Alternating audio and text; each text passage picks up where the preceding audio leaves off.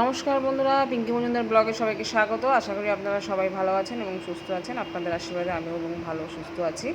আজকে তৈরি করব ঘরোয়া উপকরণ দিয়ে বোনলেস চিকেন ফ্রাই। তো কীভাবে চিকেনটা ফ্রাই করছি তো চলুন দেখে নেওয়া যাক। তেল দিয়েছি, তেল গরম হয়ে গেছে। এরপরে আমি এর মধ্যে দিয়ে দেবো পেঁয়াজ কুচি।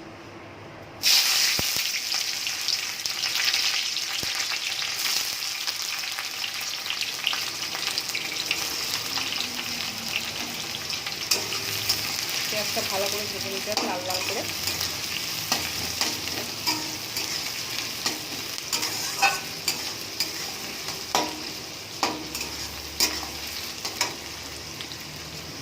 পেঁয়াজটা আমার ভালো করে ভাজা হয়ে গেছে। এবার দিয়ে দেবো এখানে আদা রসুন পেস্ট।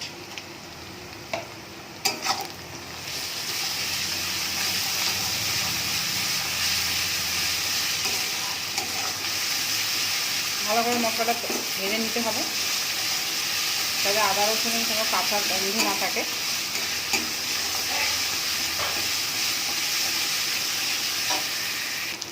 আদা রসুন পেঁয়াজ ভালো করে ভাজা হয়ে গেছে। এরপরে আমার এখানে ম্যারিনেট করে রাখা মাংসটা দিয়ে দেবো।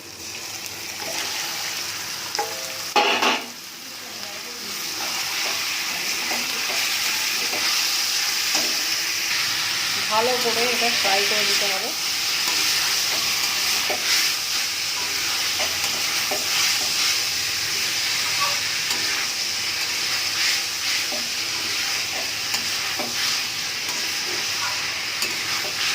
এটা ভালো মতো ফ্রাই হয়ে গেছে।